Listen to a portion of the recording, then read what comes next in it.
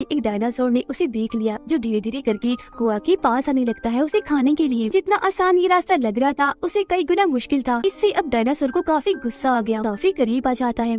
Film की शुरुआत background में चल रही एक आवाज को सुनाने से होती है जो बता रही थी कि हमारी दुनिया बहुत ही बड़ी और कभी ना खत्म होने वाली है और बिल्कुल हमारी जमीन जैसा ही एक प्लेनेट यानी सैयारा है सोलारिस, जहाँ पर इंसानों जैसी ही जिंदगी थी। उनकी वो बहुत अच्छी दुनिया थी, वो लोग बड़े आराम से रह रहे थे। अब हालांकि ये वक्त आज का नहीं बल्कि 65 मिलियन साल पहले का वक्त था, लेकिन फिर भी सोलारिस के लोग इतने ज्यादा एडवांस थे कि वो किसी भी दूसरी प्लेनेट पर आसानी से जा सकती थी, कहीं पर भी सफर कर सकती थी। हम देखते हैं इस कहानी के मेन कैरेक्टर माइल्स को, जो अपनी वाइफ और बेटी के साथ सोलारिस में रहता था और इस वक्त एक समंदर किनारे आए हुए थे। उसकी बेटी को एक जानलेवा बीमारी थी जिसका इलाज इतना महंगा था कि माइल्स के पास उतने पैसे नहीं थे, तो इसीलिए उसने एक स्पेस मिशन पर जाने का फैसला किया। मतलब वो खुद भी क्योंकि पायलट है तो साइंटिस्ट की एक टीम को इस जगह से किसी और प्लेनेट पर ले जाने वाला था और उसके इस मिशन में तकरीबन 2 साल लग जाने थे और मिशन के जितने पैसे उसे मिलेंगे उनसे वो अपनी बेटी का इलाज करवाएगा। अपनी बेटी के लिए ऐसा करना ही था उसे और कोई रास्ता नहीं था। जाने से पहले माइल्स की बेटी उसे कहती है कि डैड, मैं आपका इंतजार करूंगी, मुझे पता है कि आप सही सलामत वापस जरूर लौटेंगे। और इसी के साथ माइल्स अपने मिशन पर निकल जाता है। हमें सीधा 2 साल के बाद का वक्त दिखाया जाता है जहाँ हम आसमान में माइल्स के स्पेसशिप को उड़ता हुआ देखते हैं। मतलब वो अपनी मंजिल के काफी करीब था, आगे बढ़ ही रही थी कि तभी बहुत सारे चट्टानों के टुकड़े एकदम से इनकी स्पेसशिप से आकर टकरा जाते हैं। ये हादसा इतना खतरनाक बन जाता है कि पूरा स्पेसशिप जोर से हिलने लगता है। इस हलचल में माइल्स की भी आँख खुल गई। वो खुद ही आकर अब स्पेसशिप को चलाने लगता है क्योंकि इस वक्त बाकी के सभी लोग गहरी नींद में थे, चेम्बर्स में सो रहे थे और ये स्पेसशिप ऑटो पे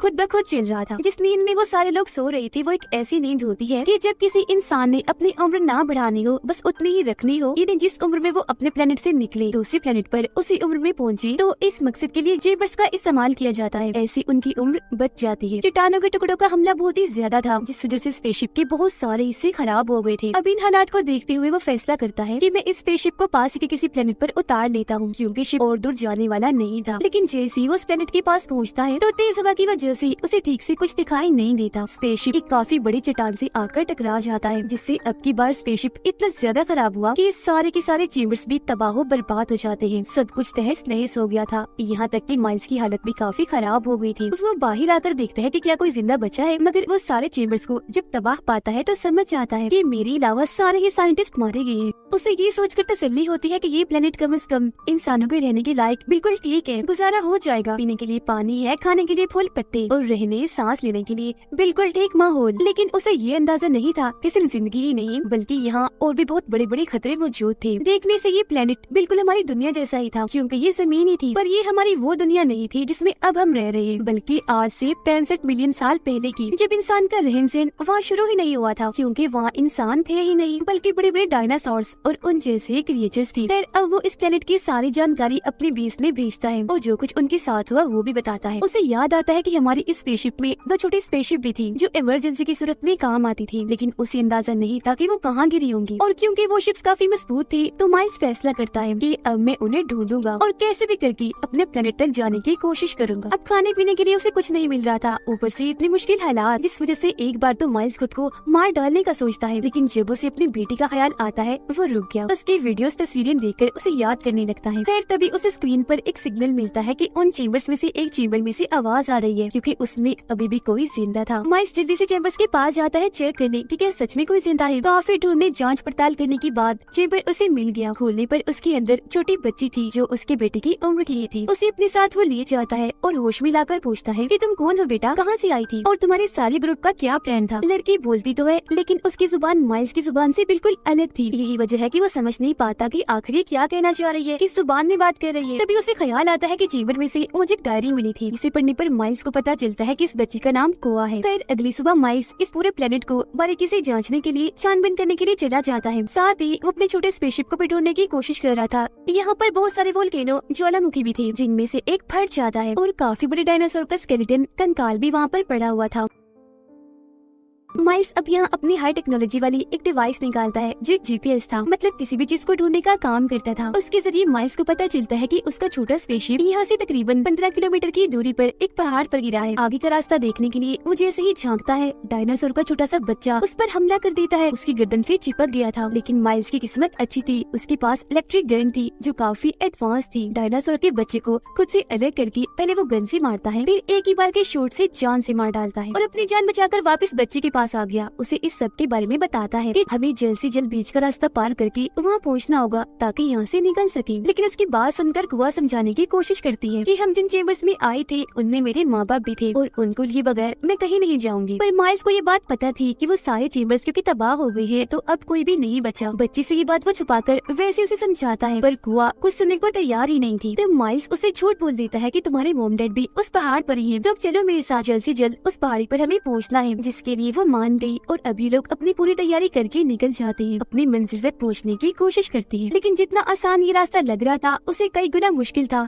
खतरों से घिरा हुआ, क्योंकि इस वक्त में न सिर्फ चलने वाले बल्कि उड़ने वाली डायनासोर्स और ना जाने कितने किस्म की ऐसी क्रिएचर्स थी जो किसी भी टाइम इन पर हवाई हमला कर सकती थी। अब ये दोनों छुपते छुपाते एक काफी बड़े मैदान से आगे बढ़ के जंगल में आ जाते हैं। यहाँ पर भी बहुत सारे डायनासोर्स और क्रिएचर्स थे जो आकर इन्हें नुकसान पहुँचाने की कोशिश कर रहे थे, पर माइल्स अपनी इलेक्ट्रिक गन से उन्हें मार मार कर अपना और कुआ का बचाव करता जा रहा था। इन्हें एक झरना मिलता है जहाँ से पानी पीकर मुंह धोकर थोड़ा सुकून करते हैं। माइल्स फिर एक पेड़ की टहनी पर बैठ जाता है और अपने जीपीएस की मदद से पता लगवाने की कोशिश कर रहा था कि अब उनका स्पेसशिप कितनी दूरी के फासले पर है। लेकिन तभी अचानक टहनी टूट जाती है। माइल्स काफी जोर से जमीन पर आकर गिरता है, जिससे उसका उल्टा बाजू काफी जख्मी हो गया था। उसे बहुत तकलीफ हो रही थी। टहनी के टूटने की आवाज सुनकर 2-3 बड़े बड़े डायनासोर्स इस तरफ आने लगते हैं माइल्स पर हमला करने के लिए। पर इस वक्त खुशकिस्मती से उसके पास कुछ बॉम्ब्स थे जिन्हें उन डायनासोर्स पर फोड़ फोड़ कर माइल्स उन्हें मार रहा था और ऐसे अपना बचाव कर रहा था। जबकि इस बीच को अपनी जान बचाने के लिए वहाँ से थोड़ा दूर भागकर एक जगह पर आकर छुप जाती है, मगर बहुत जल्द उसे एहसास हो जाता है कि मैं तो गलत जगह पर आ गई, क्योंकि ये जगह उड़ने वाले सभी क्रिएचर्स का ठिकाना था। वो यहाँ आकर बैठते थे। तो अब उनसे बचने के लिए चुपके से वो टूटे हुए पेड़ के ऊपर जाकर अपनी जान बचाने की कोशिश करती है, पर गलती से उसे भी एक आवाज पैदा हो गई। उड़ने वाली एक डायनासोर ने उसे देख लिया जो धीरे धीरे करके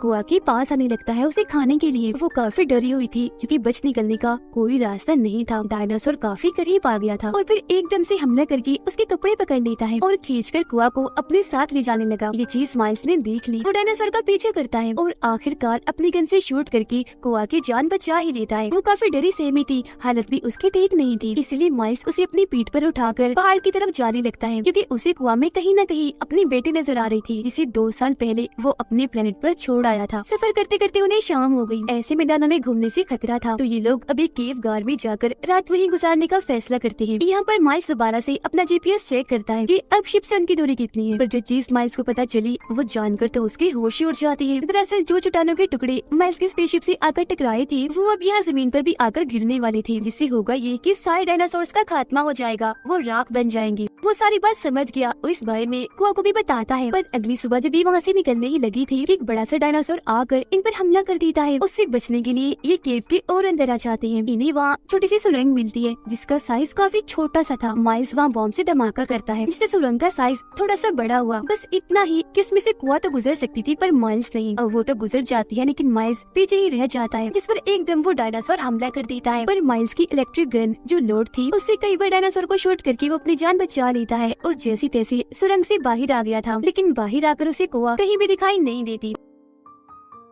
वो आसमान की तरफ से बहुत सारे चट्टानों के टुकड़े जमीन की तरफ आता हुआ देखता है, जिसका मतलब था कि जल्द से जल्द उन्हें इस प्लेनेट को खाली करके यहाँ से निकलना है, वरना ये मारे जाएंगे। और अब वो तेजी से उस जगह के लिए भागने लगता है जहाँ पर छोटा स्पेसशिप था। लेकिन इसी बीच वो गलती से एक काफी बड़े खतरनाक दलदल में गिर जाता है। बाहर निकलने की वो बहुत कोशिश करता है पर दलदल उसे निकलता ही जा रहा था। यहाँ तक कि वो कुआ को भी आवाज लगाता है पर बचने की अब कोई उम्मीद उसे दिखाई नहीं दे रही थी। काफी अंदर धंस गया था वो पूरा ही डूब जाता कि उससे पहले ही कुआ वहाँ आ जाती है उसकी मदद करने के लिए। वो पेड़ की एक लंबी सी टहनी माइल्स के पास फेंकती है, जिसको पकड़कर जैसी तैसी वो बाहर आ ही जाता है। बाहर आते ही वो कुआ को अपने गले से लगा लेता है जैसे वो उसकी बेटी ही हो, क्योंकि दोबारा जिंदगी पाकर वो बहुत खुश था। फिर उसे बताता है कि अब ये प्लेनेट बहुत जल्द खत्म होने वाला है, हमें निकलना होगा। ये पूरा दिन पूरी शाम सफर करते हैं और आखिरकार रात होने से पहले वो स्पेसशिप तक पहुँच जाते हैं। खुशकिस्मती ये थी कि इस वाले स्पेसशिप को जरा सा भी कुछ नहीं हुआ था, बिल्कुल ठीक था, ये लोग निकल सकते थे। तो वक्त को बर्बाद ना करते हुए माइल्स जैसे स्पेसशिप स्टार्ट करता है तो कुआ बाहर आ जाती है और अपने माँ बाप को ढूंढने लगी, क्योंकि माइल्स ने उसे कहा था कि तुम्हारे मॉम डैड पहाड़ की चोटी पर ही मिलेंगी। पर बहुत जल्द उसे भी समझ लग गई थी कि माइल्स ने मेरे साथ झूठ बोला, क्योंकि स्पेसशिप के हादसे में सारे चेम्बर्स तबाह हो गई थी, जिनमें कुआ के मॉम डैड भी मारे गए। माइल्स बच्चे को शांत करने की कोशिश करता है, पर वो तो काफी गुस्सा और नाराज हो रही थी। तो माइल्स उससे माफी मांगता है और सच बता ही देता है कि मैंने ये सब तुम्हारी और अपनी जान बचाने के लिए किया, और अब जल्दी करो, निकलते हैं यहाँ से, वरना हम भी चट्टानों के नीचे दबने से मारे जाएंगे। कुआ रो रही थी। अब उसका भरोसा जीतने के लिए माइल्स उसे अपनी बेटी की तस्वीर दिखाता है और बताता है कि 2 साल पहले मैं इस स्पेस मिशन पर इसीलिए निकला ताकि कमाए गए पैसों से अपनी बेटी का इलाज करवा सकूं। उसे जानलेवा बीमारी है और अब अगर मैं टाइम पर ना पहुंच सका तो वो बच नहीं पाएगी। कुआ को प्यार इसलिए दे रहा था क्योंकि उसे उसमें अपनी बेटी ही दिख रही थी, तो वो कैसे भी करके उसकी जान बचाना चाहता था। यहाँ से निकाल कर कुआ उसकी बातें सुनकर जज्बाती हो जाती है और गले से लगकर रोने लग जाती है, और अभी दोनों जल्दी से जाकर स्पेसशिप में बैठ जाती हैं। लेकिन इससे पहले वो यहाँ से निकलते ही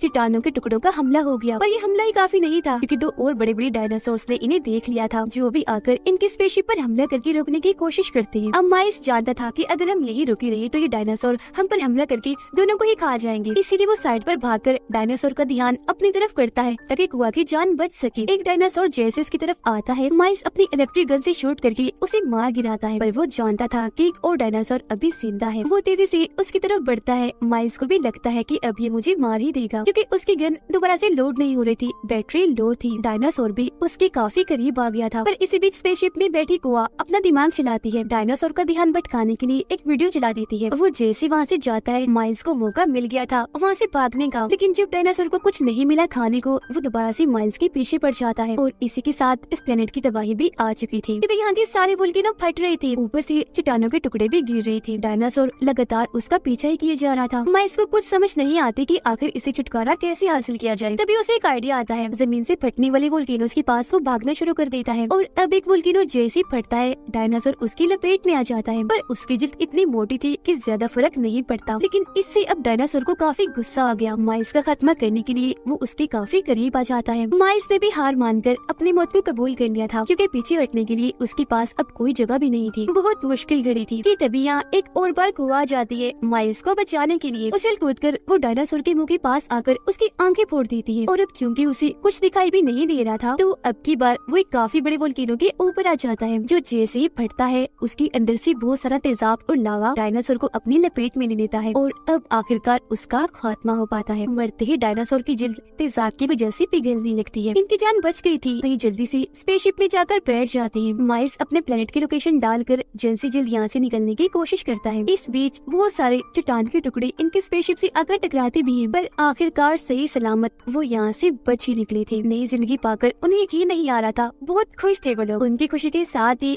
फिल्म की यहीं पर हैप्पी एंडिंग हो जाती है।